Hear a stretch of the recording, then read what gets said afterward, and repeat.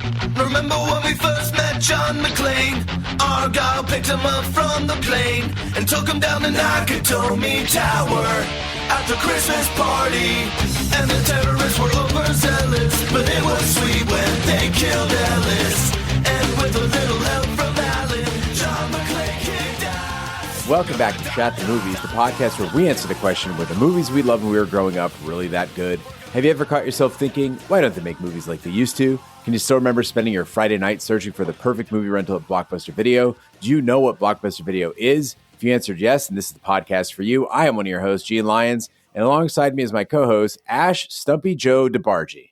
Hi, y'all.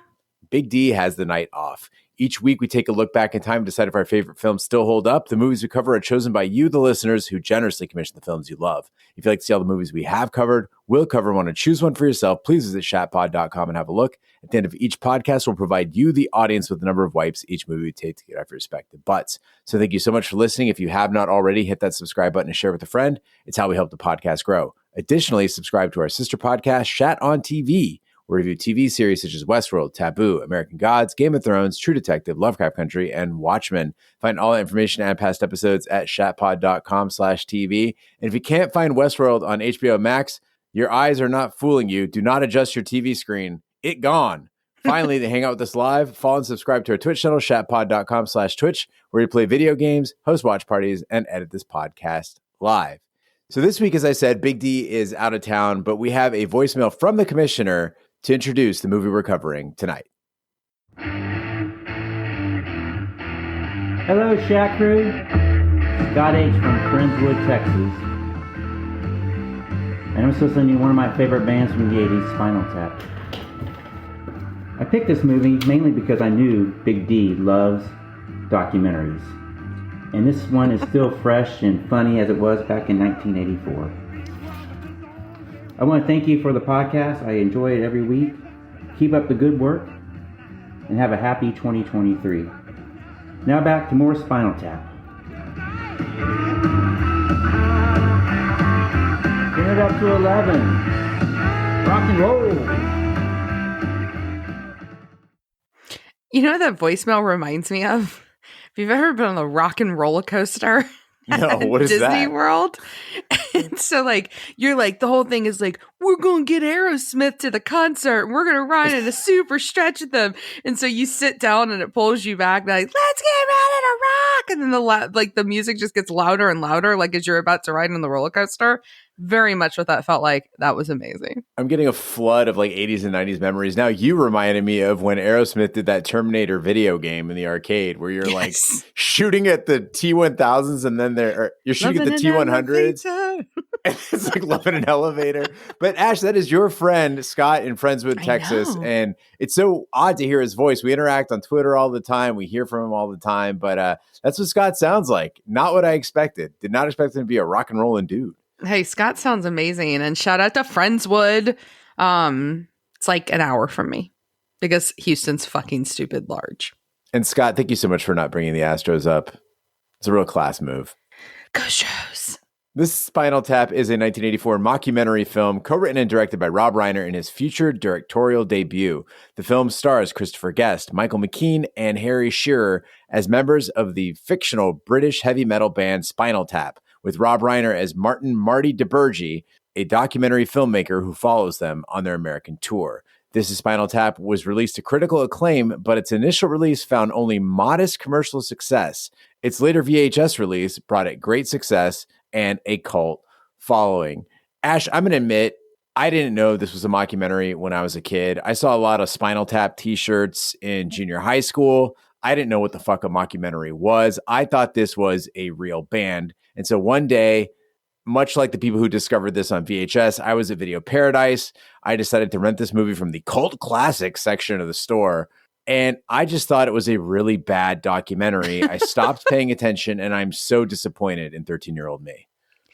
Well, I saw this in kind of a little bit of a different way. So I am a massive Christopher Guest fan. I think he's incredible. I adore pretty much everything he's ever done. So with this movie, what's strange is I didn't see this until I had seen all of his other films. So I saw this one, gosh, I was probably I don't know, like either in my last year of college or like right after college, I finally saw this. And here's the thing about Christopher Guest. Even though this is not his directed movie, even though he was joined in writing this movie, you can feel him all over it. And there is a feel to his films that just crack me up. I think they are so funny. It's 100% my type of humor. And so when Scott and Friendswood, Texas, when he commissioned this, I was so fucking happy to go back and watch it because I could watch any of his movies like any day at any time. And they just make me really happy and smile. It's so crazy to consider A Few Good Men and This Is Spinal Tap are directed by the same guy. Mm-hmm. Like a Christopher Guest movie, I know them on sight, but Rob Reiner, he is all over the place and good at everything he does. Yep. Let's hit the trailer. Through 2 decades, 17 classic albums, countless unforgettable concert triumphs, they changed the face of British rock music forever. And the best part is, they're back. Spinal Tap, get out there, you're on! Now, they're on the verge of the greatest comeback of all time. Rock and roll! Hello, Cleveland! This is their moment. Go right straight through this door here, down the hall. Yeah. Turn right. Their time has come. Rock and roll! Any minute now. Any second. Hello, stage! I think we're lost. A little jog there, about 30 feet. Jog to the left. Get ready. Get set. From hell, Spinal Tap. And I'm gonna rock it! And I'm gonna rock it tonight!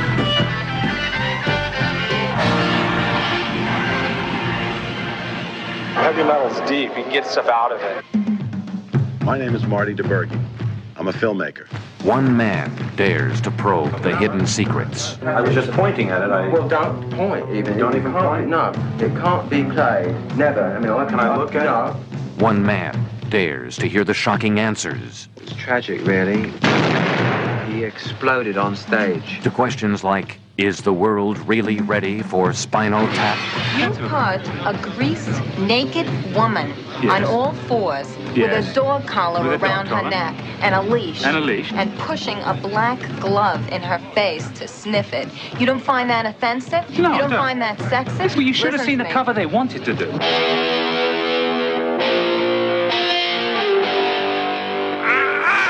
Get me out! After years of vicious gossip, The official explanation was he choked on vomit. Well, they can't prove whose vomit it was. years of ugly rumors, It's a passing thing. This is a fact. And you are Spinal Tap? Oh, what's going on here? Hi. now the vicious, ugly truth can be told.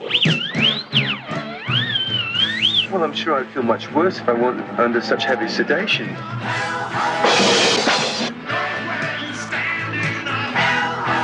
Tap into America! From the place where eardrums go to die come the living legends of rock and roll lunacy. This is Spinal Tap. You know, it's like Hemingway said, you know, remember them as they were and write them off.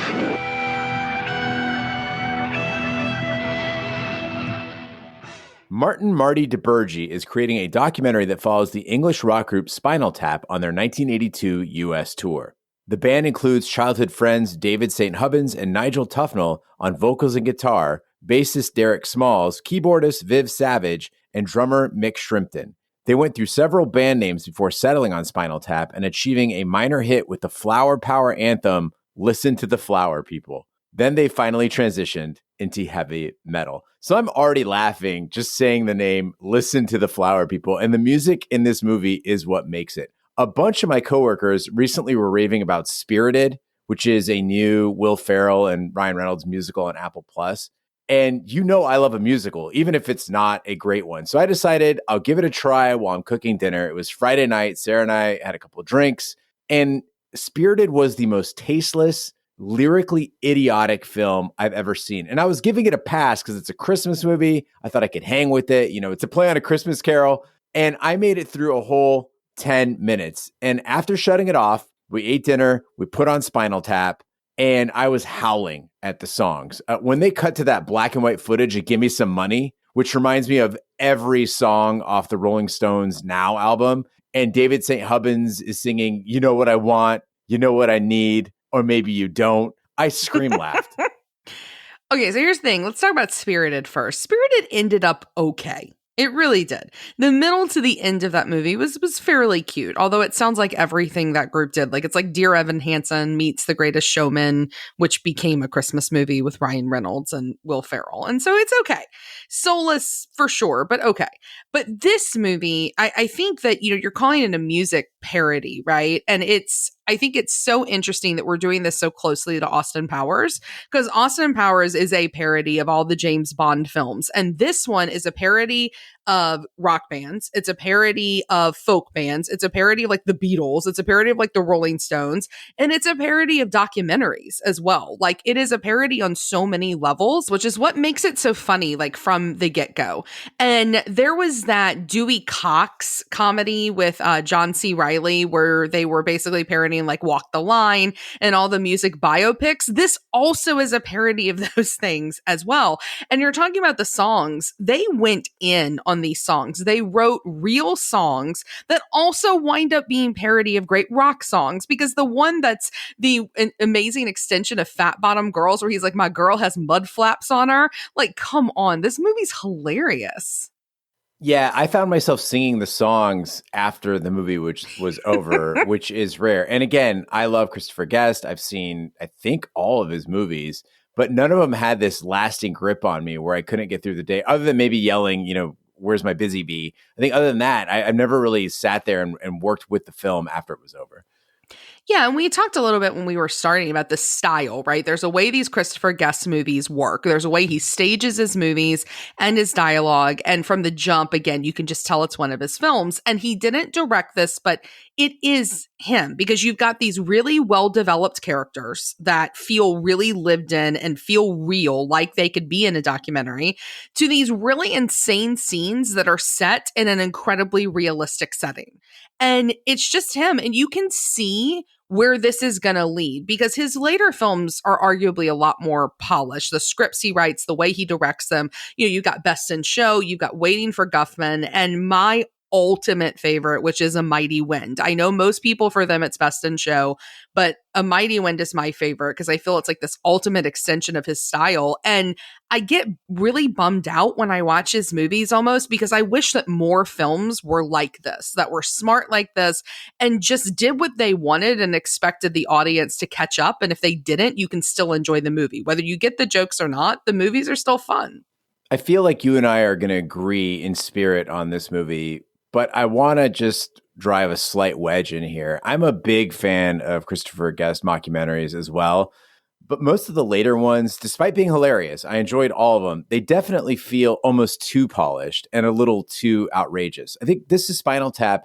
It's shockingly authentic. When I watched it, it felt so much less polished, like you said. The footage is more grainy, the cameras are more shaky, and that makes it feel like more of a rock documentary. And Rob Reiner, as a director, being in the movie itself and bringing that unmistakable 80s rock spirit of the whole thing into it, it just kicks so much ass.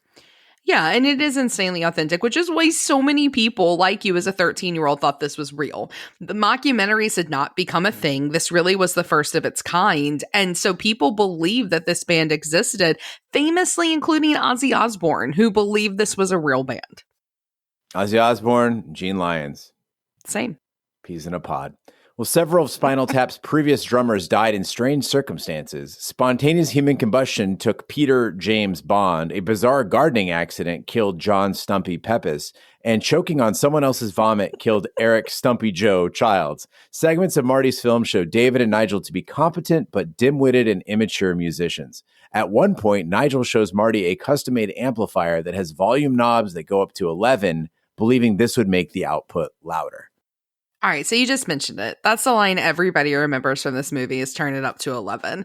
And yes, that's funny, but this is nowhere near the best line from this film. Famously, this movie, all of the Christopher Guest films are mostly ad-libbed. They get kind of an overview of what the scene is supposed to look like, and then they ad-lib it. And for me, I don't know about you, Gene, but for me, the contenders for best line are, what's the difference between golf and mini golf? The balls.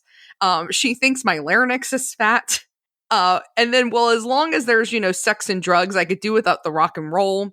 Or my absolute favorite, this pretentious, ponderous collection of religious rock psalms is enough to prompt the question, what day did the Lord create Spinal Tap, and couldn't he have rested on that day too? Like, they're so funny. And I am not this person. I mean, I definitely can make people laugh, but it's because of how cynical and sarcastic I am. Like, I am not somebody who's quick with the return, like the one-liners like this. And I find people like that insanely intimidating. And I can't imagine being on that set. I can't imagine being amongst those people and being expected to just like whip these out left and right. And more than that, I can't imagine being expected to not laugh at it, because they have to have hours of footage of them just losing it because what they're saying is so ridiculous. And you see that in the end credits. Like, they're still going. They haven't stopped. They have so much material. And everyone knows it goes up to 11, even people who haven't seen This Is Spinal Tap. But it's just kind of a shrug scene. It's funny, but it's nowhere near the best this movie has to offer. I agree with you 100%. And I chalk it up to this goes up to 11 being a gag that works outside of the context of the film, whereas most of the others really require you to vibe with the band before reaching their full potency. Like when David St. Hubbins is saying that St. Hubbins was the patron saint of quality footwear. It's just brilliant. And rewatching films for Shat The Movies often turns up gems that I didn't understand when I watched them as a kid. And This Is Spinal Tap was loaded with them. I think the biggest one was Tony Hendra, who played Ian Faith. When we think about Spinal Tap, we think about the band, but we forget about some of the side characters. And watching Ian Faith, their tour manager, go from the professional one, the band manager, to utterly losing his shit was so much fun. And he got these very clever lines throughout the movie that, again, kind of get forgotten over time. They devolved into ravings like, fuck the napkin. And my favorite, I won't work with a girl who looks like an Australian's nightmare. I definitely didn't appreciate the performance as a child. I was too focused on like Harry Shearer's mustache, but there's talent throughout this movie. Yeah, I think that movies like this are kind of like gems that you go back and every time you rewatch it, especially if it's been a while, and I don't know about for you, this was a long time since I had seen this movie. And then I remember moments and I remember scenes, and it's like I'm watching them for the first time. And one part of this film that I always laugh at more than hardly any other is the graveyard scene, which, by the way, The Guardian has a whole article about this particular scene. But if you've not seen it before, our three main rock band members of Spinal Tap are standing there at Elvis's grave, and they decide to pay tribute to him. So they're going to sing Heartbreak Hotel. So they started, since my baby left me. And then one of them goes, no, do the harmonies. And so they attempt to harmonize and they just can't. And there are these random lines where no, that's the same key. And this isn't working. And so they finally abandon it. They can't do it. And it is such a smart play on those pretentious as fuck people who do know how to harmonize at the drop of a hat. If you've ever been in choir or in band or chamber choir or anything like that, there are those people who have perfect pitch and they like to tell you they have perfect pitch. And then they just harmonize like it's the easiest thing in the world. One of these people is my own mother. It is the most annoying thing on the planet that we'll be singing Old MacDonald's Farm with my daughter and she'll come in with a 3-part harmony. She can't just sing the melody. She has to prove she knows how to harmonize. And so the gag here being that these are musicians, I was crying. I was laughing so hard. And it has been a long time since I have laughed as much at just a scene, much less a movie on this podcast as I did here. There's a shocking overlap in the hash community between people who are trail runners and people who are in choir. And yes, this person always pops up. It's the end of the night. We're all standing in circle. We've had 6 to 8 beers. Everyone's just scream singing a song. And then there's that one guy or that one gal that's got to sing it out and harmonize. It's like those people that ruin karaoke. Yes. They come to karaoke and they Angela. pick a Whitney Houston song. Yeah. Wow, that felt really targeted. Sorry, Angela. I'm glad you brought this scene up because I was left wondering, this is how bad my skills are. Did they nail it in the end? And I want to point out my favorite vocalists are Nick Cave, Tom Waits, Tori Amos, and Jarvis Cocker. And I realized that none of them harmonizes. So maybe harmonies aren't my strong suit. No, and it's great because they don't. It's just so stupid because they clearly can sing. Like they have these actors and these actors can sing. That's why it sounds like a real rock band. And if you are a fan of these three, they eventually become the trio that performs in A Mighty Wind and the folk group. So like they do this again many, many years later. So they can sing. And that's what makes it even funnier is that they have no fucking idea what they're doing. Have you heard their Christmas album? No. Yeah. Well, it's like Christmas songs. They have Christmas songs and they're not great. But again, it's just like the gag just keeps going far beyond the film. And I love that. Several stops on the tour are canceled because of low ticket sales, and major retailers refuse to sell Spinal Tap's album, Smell the Glove, because of its sexist cover art. Tensions arise between the band and their manager, Ian Faith. David's girlfriend, Janine, joins the group on their tour and influences their costumes and stage presentation. The band's distributor opts to release Smell the Glove with an entirely black cover without consulting the band, and their manager convinces the band that it'll have a similar appeal to the Beatles' White Album. So I'm laughing as I say the names of the albums, as we repeat some of the lines in this movie. This Is Spinal Tap might be the film with the most natural flow of non-sequiturs I've ever seen in my life. There's this totally smooth story happening. As you said, Ash, it's a movie that's going on its own without all the gags. And at the same time, there's these odd conversations and side plots that never get explored, but they hang around just enough to be funny. Like that limo driver at the beginning who won't stop talking about Sinatra, the cold sores on the band members' lips that they never address, the bread conversation, the debate over what is and what isn't sexist. And it makes Tarantino dialogue feel like a rough cut. Yeah, I was thinking Tarantino. I was thinking Kevin Smith, like all the people who are famous for like banter and for interactions through like conversation. There's something so different about this that feels so much better because you're talking about, I mean, I was cracking up trying not to ruin the recording here as you were reading the description of just the thing with the albums because they show an album. It's so stupid. And he's like, could it get any blacker? Like, I think we can agree it's as black as it can get. It can be no more black. Like just that conversation alone is so funny. And then you add to that the fact that this is overlaid over these musical interludes. And there's this part where they come out of these alien eggs or like amniotic sacs, like you can't really tell what they are. And that sight gag is now layered on top of that. And it's never explored. It's never really explained why they do this, but it is grounded in real life because, I mean, the concerts I've seen, let's just talk about the Flaming Lips, just the Flaming Lips on 2 different occasions at Bonnaroo and at Austin City Limits. I have seen the Flaming Lips come out of an acid trip in a brain and then them also come out of a woman's vagina as she's coming on screen. So like, sure, alien amniotic sacs, yeah, it fits, right? And that makes it even funnier. The part that cracked me up about that whole scene is that Derek is still trying to play. Like while he's in the sack, he's trying to get out, but at the same time, if you watch the scene, his hands are still moving on the frets. Like he's still playing the bass. He's committed to the song, even though he's trapped. I got to ask you, since you brought up the Flaming Lips, I get really bummed when artists reuse gags from their previous tours. Like the first time I saw Wayne Coyne come out in a bubble or like blast the crowd with confetti cannons, I was impressed. But then it just sort of turns into the equivalent of the crowd screaming at a comedian to like say his catchphrase. I want a fresh setup and fresh presentation for each tour. Am I asking too much? You're not. You want Bjork, right? Like Bjork, every time I've seen Bjork, it is like I don't even know what to describe it because it's amazing, but it's also the most off-putting thing you've ever seen in your life. I mean, like, for instance, the same year I saw the Flaming Lips vagina thing was at Austin City Limits, and Bjork closed out the first night we were there. So obviously we saw her because she's amazing. I love Bjork. And it was, have you ever been to Austin City Limits before? No. Okay, so Austin City Limits is a really strange festival because the stages are really small. The venue it's in is not as big as a lot of other places, but there's that many people there. So imagine like Bonnaroo is being held in like half the size of what Bonnaroo is or Pitchfork, right? Sounds safe. It's not. It's Texas. And so they have her on this tiny stage.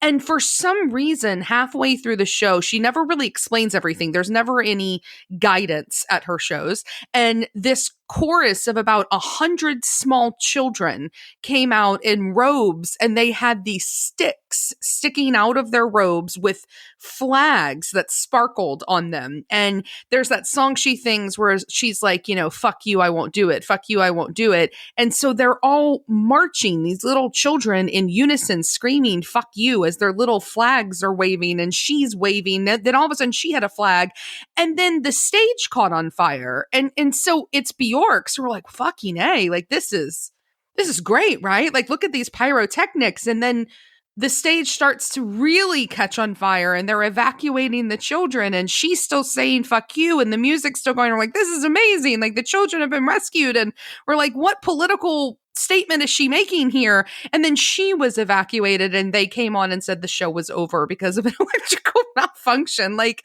but you just never know with a Bjork show. Like, is the stage really on fire? Is it part of the act? Like, that kind of surprise, that I agree with you. That's what I want every single time I see someone, especially at a music festival, much less a concert. I got to order my I Want Bjork shirt. That's what I expect. Nigel suggests staging a lavish show and accidentally orders a Stonehenge megalith that ends up standing 18 inches high rather than 18 feet. The group blames Ian, who quits. The tour continues, rescheduled into smaller and smaller venues, while Nigel is marginalized by Janine and David. At a gig at a U.S. Air Force base, Nigel quits mid-performance. At their next gig, in an amphitheater at an amusement park, the band finds their repertoire is severely limited without Nigel, and they improvise an experimental jazz odyssey, which is poorly received. This movie is tight at a brisk 80 minutes. I had to check when I read that. Is it 120 minutes? No, it's an hour and 20 minutes. But it struggles without Nigel, despite being so tight. And maybe that's intentional. Like, maybe the movie is trying to illustrate that Nigel is the joy in the band, and when he's not there, things sort of drag. But some really well-constructed jokes, like the Jazz Odyssey, really felt kind of meh compared to Christopher Guest's pizzazz. Nigel is the star of this movie. His delivery of that monologue leading into Stonehenge, his piano plinking out mock music and titling it Lick My Love Pump. The rest of the cast is better when he's around. Yeah, I think you're right. I mean, Christopher Guest he's amazing on screen. I mean, that's why Waiting for Guffman is so funny, because it centers so much around him. But I'm going to take your comment like one step further. I know that we get some negative feedback sometimes when we don't look at the movie in isolation, but it's like really hard, y'all, to do that, to not think about what comes after. And Christopher Guest would go on to create the most incredible cast of comedians that would be in all of his movies. And there was this core group. Now, some of them are here, obviously, like Fred Willard, that makes an appearance toward the end of the movie.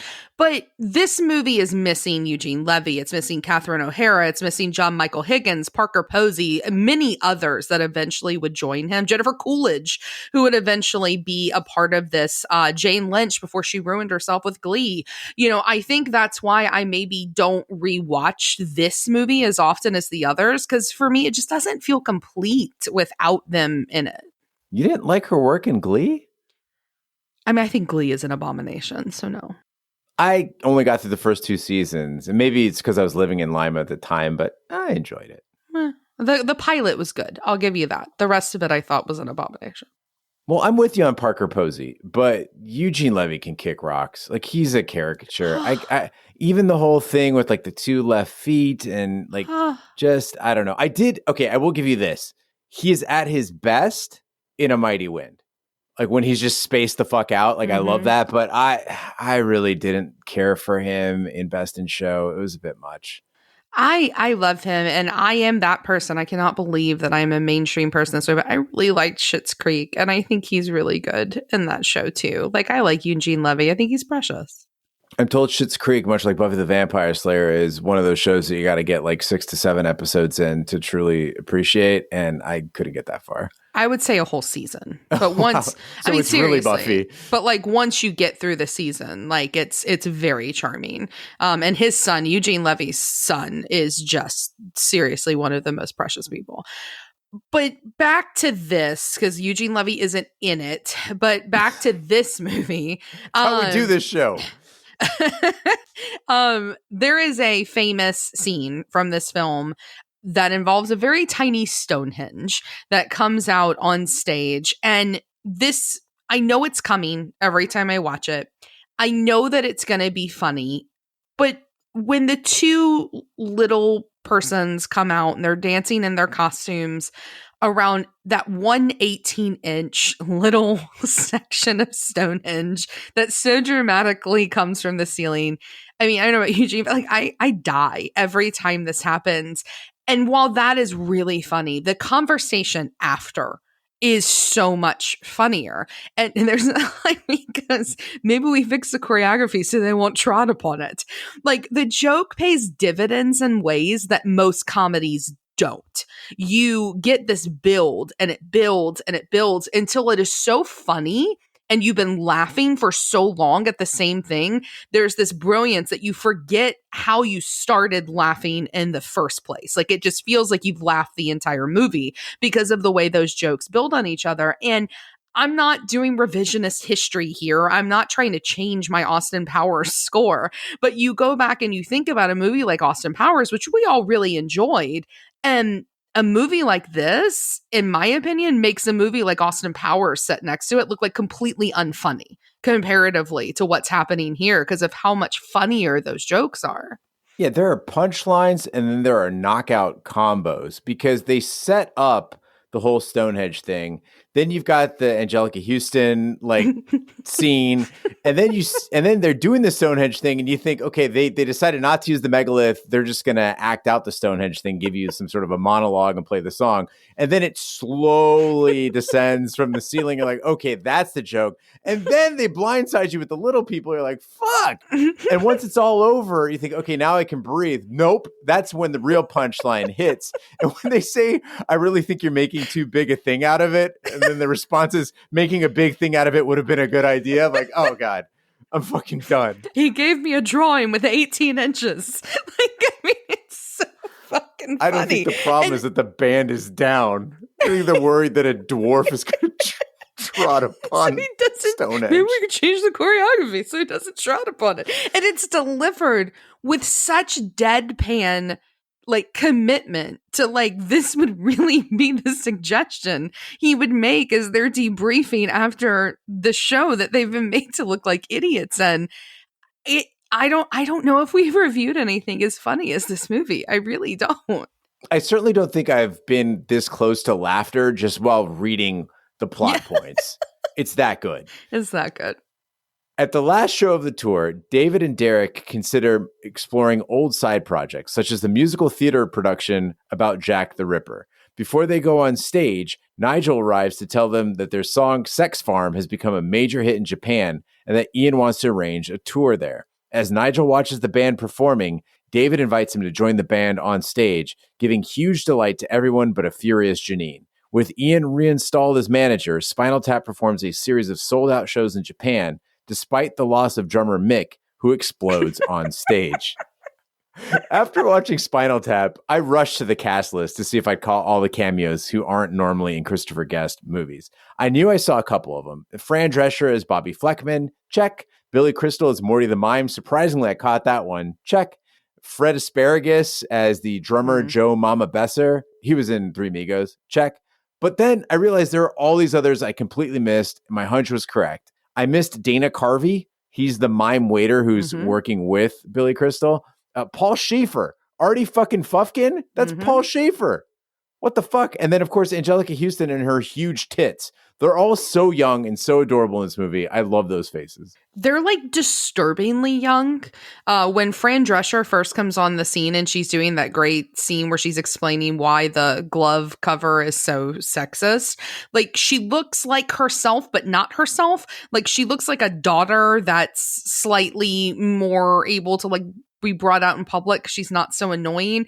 And she is such a baby. And guys, she sounds nothing like she would eventually sound. Like I was shocked at seeing her again and how normal her voice was. Like it wasn't so grating. But I agree with you. They were all super precious. And can we just agree? Angelica Houston is a goddess. She's just amazing. Is the Fran Drescher, so is that like a Bobcat Goldthwait thing where that's not her actual voice, but it's just the voice that she puts on when she's in public? Yeah, I was thinking it's like Madonna, right? Like Madonna's not from England. transatlantic accent. Right. You know, she's cultured. I don't know if you know that or not. Yeah. Got it. But the other thing about this part of the movie, because as you read in the description, like the movie ends and it ends on kind of like a high note. There's a little bit of a bow that's placed. And that's really typical of Christopher Guest. And it's something he does really well, that there's such sincerity within the chaos that's created in these movies. So, you know, in Best in Show, you get the sadness of like Catherine O'Hara and Eugene Levy not being able to afford the hotel. And then so you love it when they win the whole thing. Spoiler alert. And Waiting for Guffman, you're so sad that this guy has never showed. You, as ridiculous as that play is, you want it so badly for them. And then, of course, as I've already mentioned, A Mighty Wind. Like, this is why I think that's his ultimate best film, because he perfects it so much when they all sing that title song, A Mighty Wind, at the end, that this is going to sound so ridiculous, but it makes me cry every time at the end of that movie, this like tribute to this patriarch. And the same is true here. We get so much sincerity and love that they've made it. You root for these guys. Yeah, they're insane. Absolutely, they're a worthless fucking rock band. But fuck it if you don't want to keep, like, I wanted this movie to go on another hour. Easily. And that sounds easy to make you root for the band, even though they're worthless and they're insane. But really think about how many 80s and 90s movies we've covered where we either ended up not caring about the protagonist or even actively rooting against them because they had like these character traits that were supposed to be like cool or whatever in the 80s or 90s or like kind of idiosyncratic, but they just ended up being annoying. They were so unlikable. I really cared about these guys. I cared about the band. I left the movie smiling, and I easily could have sat down for another hour.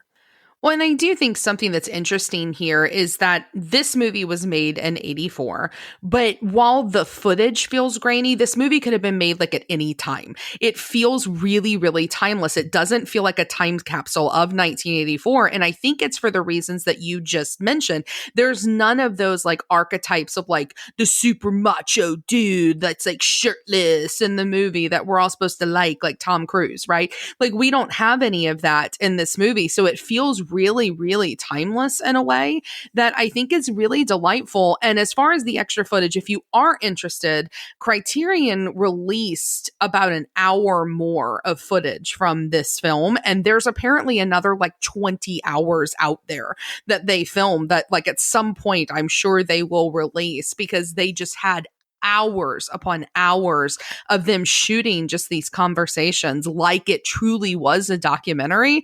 And this is just the tape they decided to edit together. So I can't imagine what else is like hanging out there that maybe we'll get one day on like the 50th anniversary. Big D, add it to your list. Well, now's the time in the podcast where we give our wipe score. The wipe score is our way of telling you how many wipes this movie takes to get our perspective butts. 0 wipes is a perfect movie. It's when you love wearing black and you find a pair of black jeans that are so black, you ask yourself, how much more black could these be? And the answer is none more black. 5 wipes is an absolute disaster of a film. It's when you work hard on a podcast and you just get a 2-word review that reads shit sandwich. Ash, we'll start with you. How many wipes do you give This Is Spinal Tap? This movie's amazing. It obviously is the start of the mockumentary. I think it shows how genius a mockumentary can be. I don't know that many have come up to the caliber of Christopher Guest mockumentaries, but they are a really funny medium. But I do think Christopher Guest does improve. For me personally, if we look at the 0 to 5, right? Best in Show and A Mighty Wind are perfect films. Those are 0 wipe movies for me. There's nothing wrong with them. This one and Waiting for Guffman, I think, are like almost there. And the reason for that is exactly what you so rightfully pointed out, is that little piece of the movie when Christopher Guest goes, like it drops just a little bit. It loses some of its magic in that moment. And if it weren't for that little blip, this would be perfect. But because of it, I've got to be honest and give it an astoundingly good score still, but not perfect, but coming in at almost there at 0.25 wipes. I'm almost there with you, Ash. I found myself laughing while doing this podcast. Every time I think of anything related to this movie, I laugh to myself, by myself. And the last time we did a mockumentary, I gave Drop Dead Gorgeous 3 wipes. Watching Spinal Tap just cemented that score. It showed me what was possible. This is a mockumentary done right. I hit all the different kinds of laughs. There were the chuckles, there were the guffaws, there were the hearty laughs, and the howls during the course of this movie because it was funny in all those ways. It hit comedy from every angle. It's short. It leaves you wanting more. It is near perfect. I agree. I'm going to come in just a little bit below you at half a wipe. So with my half a wipe and your quarter wipe, that gives us an average wipe score of 0.375 as the interim score for This Is Spinal Tap. Big D can still weigh in and sway this up or down. And I can only imagine, knowing him, he's gonna improve that score. Agreed. I think that he's gonna really, really love it. Totally agree. And with a wipe score of 0.375, that cements This Is Spinal Tap's place all alone in the number 15 spot. It is better than Predator, The Silence of the Lambs, Jacob's Ladder, and Reservoir Dogs, and just slightly worse than Saving Private Ryan, The Cable Guy, The Big Lebowski, Fight Club, and Terminator 2. Yeah, Big Lebowski and this feel really nice next to each other. I think those two films pair really well. Agreed. And since we have a few extra minutes on this episode, I'd love to get some of the voicemail and email that we've had hanging around Shat Studios. And the first one is about Blue Velvet. Hey, Shat Crew, this is Nick. First time, painfully overdue, long time.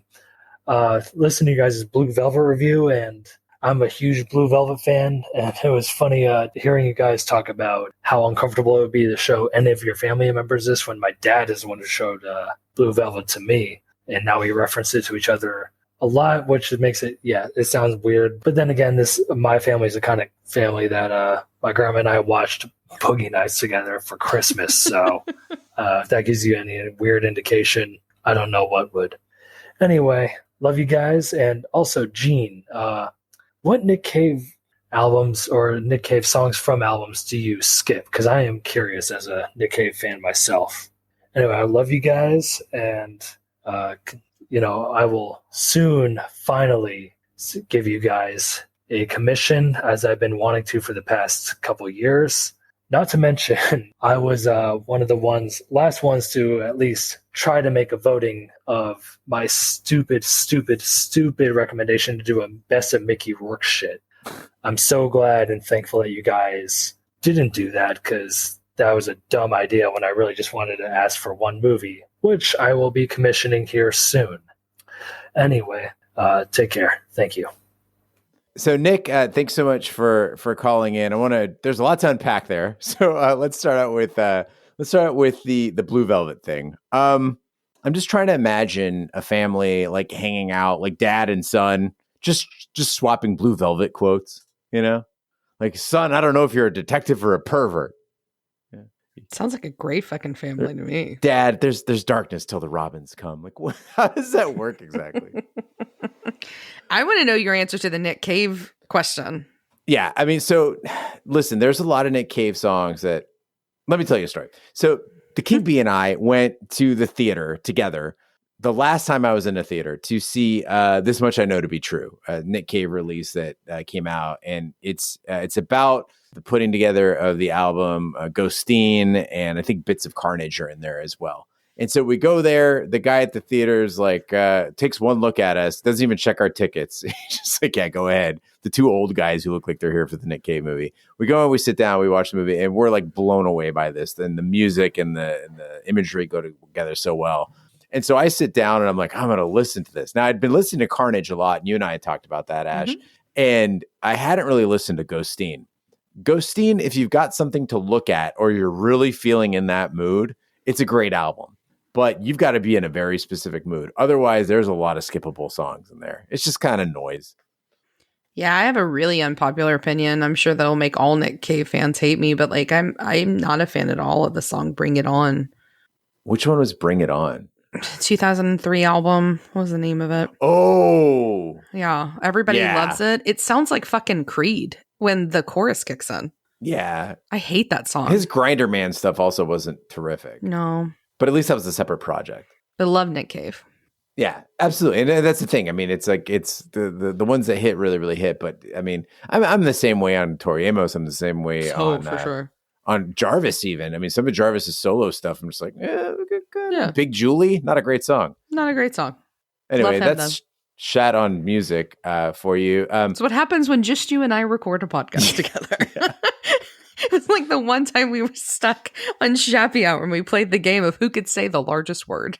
Yeah. And also Nick mentioned the Mickey Rourke thing. I know, Nick, what the movie is. When we had lots of drinks together, he kept talking about Angel Heart, which I've never seen. So I am 100% game for it. Please do that. I would love to review that movie. For sure. And thanks for calling in. It's good to hear from you. Next up, we have one about Fire in the Sky. Fire in the Sky. I don't have the money to donate right now, but Fire in the Sky. I will be making a contribution soon enough. Think about it. I think it might be a good one. Was that a request or a threat? I don't know. It was very aggressive. Fire in the Sky. It's like a voice. It's like a voicemail that's like randomly left by like an ex. It was good. Have you seen Fire in the Sky? Mm-mm. So I watched it as a child. I don't recommend watching it as a child. And I don't think I have. What is it about? It's about the Travis Walton story. No. It was an alien abduction in northern Arizona. So let me tell you, it made camping really terrifying for years for me, because I thought I was going to go up in northern Arizona and I was going to get taken away. And it's not a happy alien time. It's a very unhappy alien time. Yeah. Listen, I'm game to do it. If anybody wants to commission Fire in the Sky, I will put myself through that trauma. Once again, I would hide under tables as a child because I was afraid the aliens were coming to get me. And I had to go to a counselor. That shows the dangers of camping. I totally understand, because camping is fucking terrifying. Well, thanks for your voicemails. If you'd like to send us a voicemail, just go to shatpod.com, use the SpeakPipe feature. We love to hear from you. You can use any device to record it. You can also email us, hosts@shatthemovies.com. And I think we got a few in the mailbag tonight. So the first one we have is from Steve in the UK, and he says, "Good evening, Chat Crew. Steve here from the UK. I just wanted to drop you a line to tell you how much I enjoy your podcast. I want to say I'm a big podcast fan, but the truth is that I'm not, which is why your pod is so unique, and that is the only one I listen to religiously and have listened to every episode. I started out listening to you as I was running 5K a day for 50 days and was getting bored of music and found you by chance. Being a massive fan of 80s and 90s films, getting to listen to your take on films that I grew up with and consider a part of my identity was a great nostalgia trip. However, like many of your listeners, we come for the films but stay for the banter and the wild tangents you all go on, whilst occasionally coming back to talk about the film of the week. I can't wait for Lock, Stock, and Two Smoking Barrels, an absolute powerhouse of a film, and did for the UK film industry what Quentin did for the US, bringing a sharp new voice in the form of Guy Ritchie. In fact, I don't think there's a film more quotable than Lock, Stock.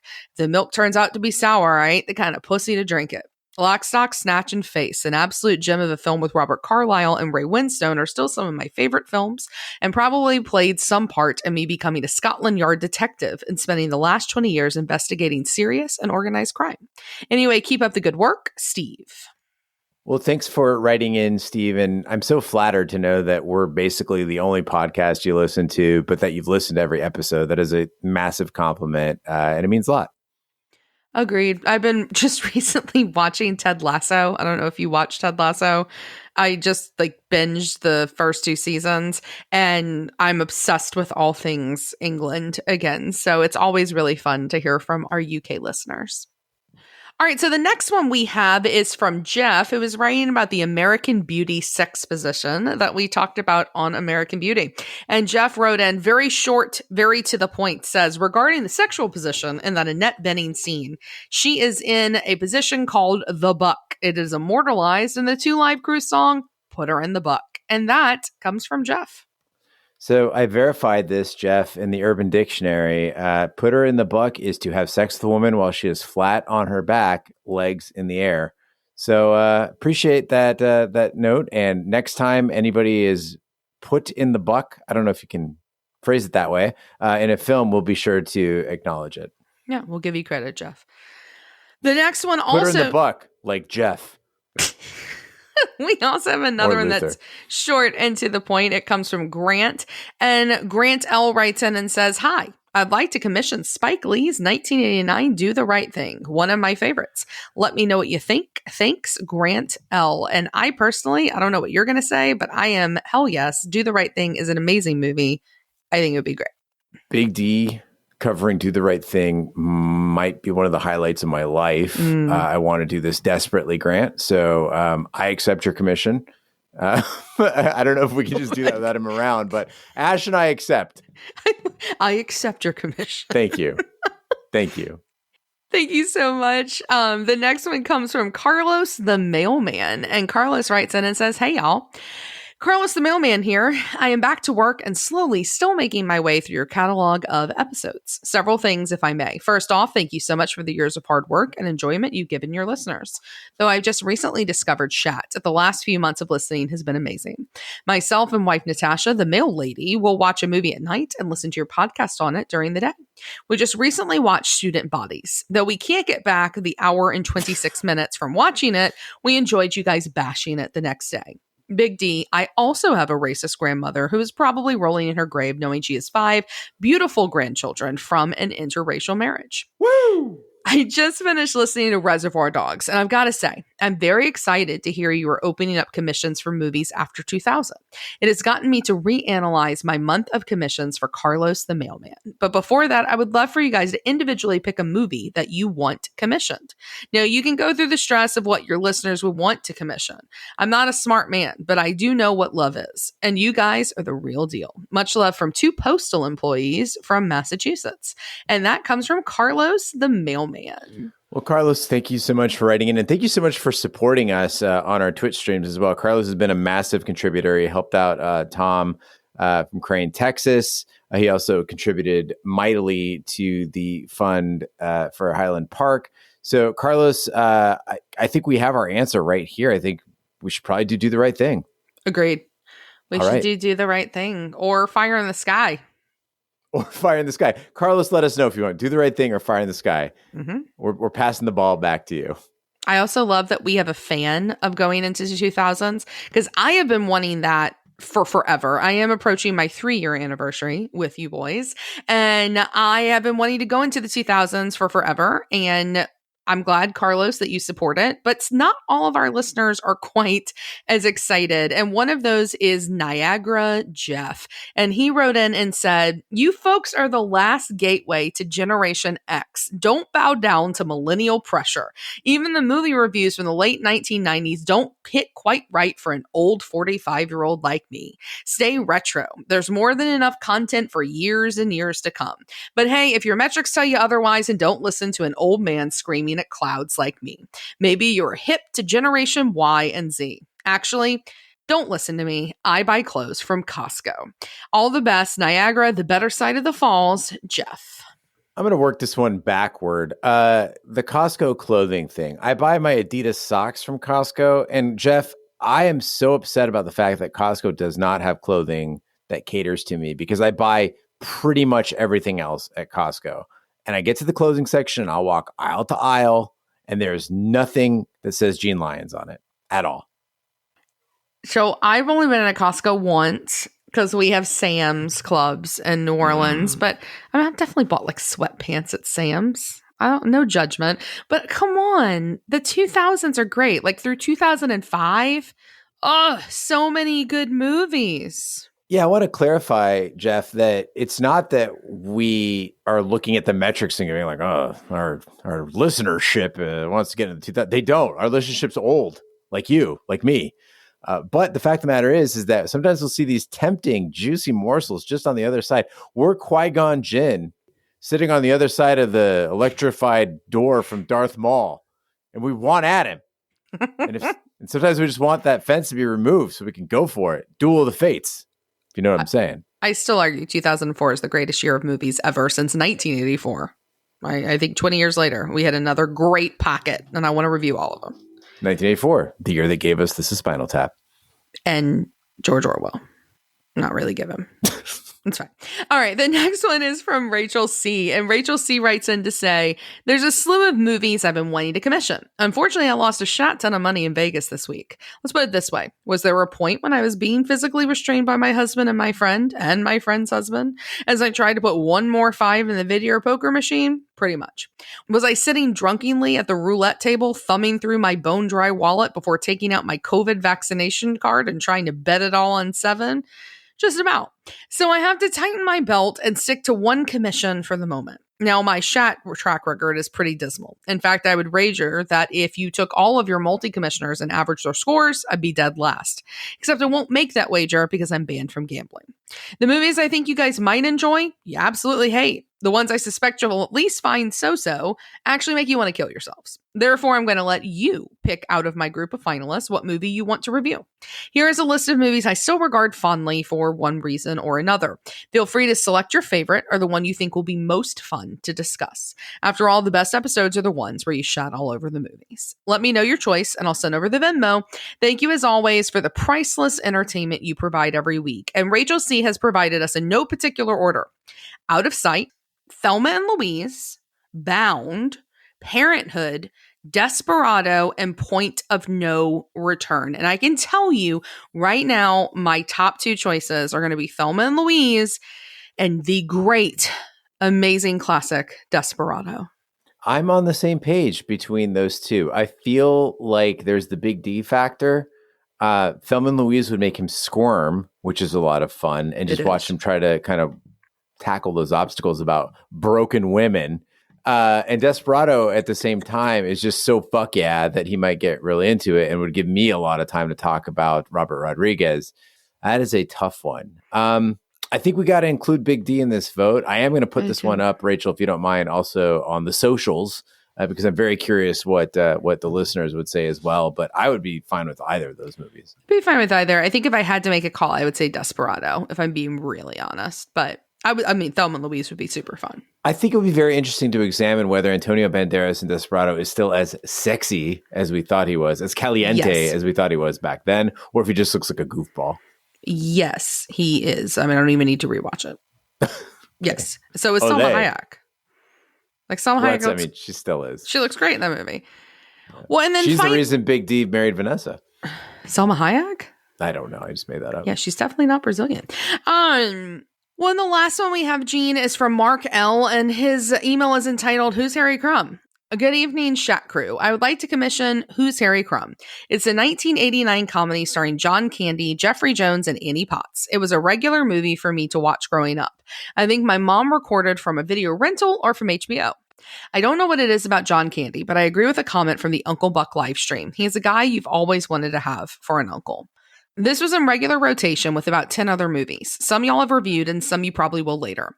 I love his bumbling charm and rapid comebacks, and it didn't hurt to have Annie Potts in a sheer bra. While this movie does have some faults, it is one of his best performances, along with Nothing But Trouble. As a kid, it was a zero-wipe movie, but as I've grown older, I think it holds at a firm 2 wipes. Kind regards, Mark L. So Mark L., who also goes by Porcupine on the socials, is in our Shat Discord as well. So we were just chatting about this yesterday, actually. So he actually came through with the commission. We are doing Harry Crumb and getting that scheduled out. I think it's going to be out in like 2024 or something like that. But don't let that discourage you guys. We love having a full Shat schedule and moving through them as quickly as possible. And also, if you'd like to join our Shat Discord, just go to shatpod.com/Discord. That's DISCORD. And we hang out there, talk about movies, talk about TV, we talk about books, we talk about soccer, and lots of other things, including talking shit about Roger and talking shit about Big D. So thanks, Porcupine, for the commission, and I can't wait to watch that one again. Yeah, and thanks so much for all of you that stay in touch with us through social media, through emails, through all of those kinds of things. It's always nice to be reminded how amazing the majority of our listening audience is, except for who I would like to ensure that I call out by name here, since every month he makes sure to do this. To OMG, Ricky Martin, thank you for your review that you give on the 7th of every month, that you've given yet again this month for the 6th month in a row with the 1 star with the title, as always, of Once Was Great, where you say the hole who married the crackhead needs to be replaced. I would like to encourage you to potentially change that sentence up for January, maybe spice it up, get something new. But thanks for still listening and thanks for still engaging with us. You're a fucking asshole. You can cut that last part if you want to. No, I think it's deserved. Yeah. Fuck you. Every single month. I would love to know what you do with your fucking life. But hey, again, we appreciate all of our listeners, including you, OMG, Ricky Martin. And he was not a crackhead. He was a heroin addict. But thanks so much for the love. Appreciate you. We do recover. Well, thank you everyone for calling in and writing in, except for OMG Ricky Martin. Coming up next week, water is the most precious commodity in the galaxy, where Princess Karina is trying to find her father, who has disappeared after discovering treacherous information. She has sold 2 space pirates, whom she enlists in helping track down her father. And this one actually went to the Shat Fantasy Basketball winner, Steve W., who gifted it to Big D. So you can blame Big D for this one. It came out March 16th, 1984. And let's see if it follows Ash's pattern of great movies coming out on the 84s. I do not behold myself to that one. I'm sorry I will miss it while I am home for the holidays. You guys have fun with that one. Well, thank you, Steve W. and Big D for our upcoming movie. And thank you, Scott from Friendswood, Texas, for commissioning This Is Spinal Tap. Thank you to all of our commissioners to make this podcast possible. That concludes this week's episode of Shat The Movies. Be sure to follow us on social media and share with a friend. We're on Facebook, Twitter, Snapchat, and Instagram at Shat The Movies.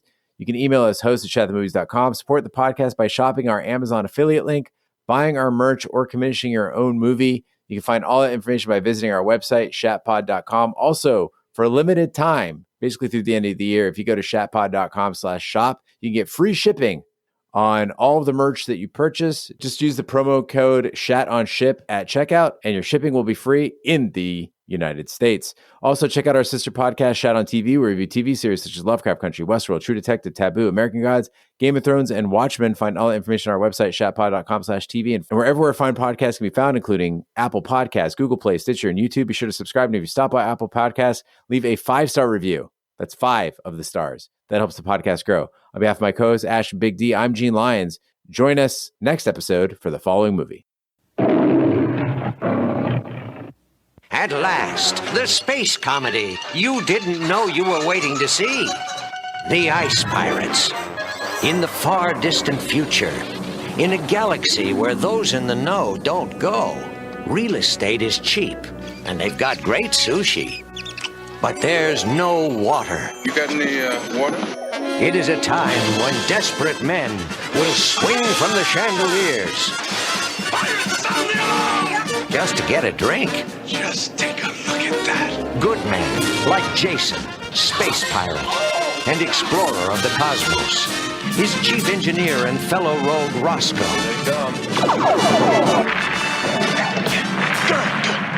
Oh, here, quit that. And the beautiful Princess Karina. One tiny band who must bust their buns, battling the masters of all the water in the galaxy. The evil Mithradoids, famous for not being nice. Killing you would be too easy. I have something better in mind.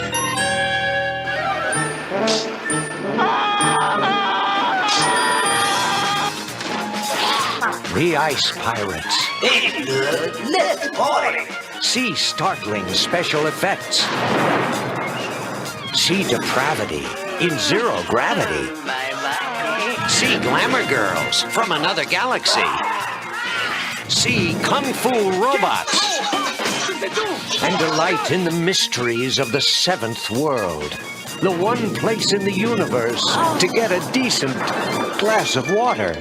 Don't do that. Insist. How's it going? Oh, it's going great. How's it going with you? The Ice Pirates. A totally spaced adventure.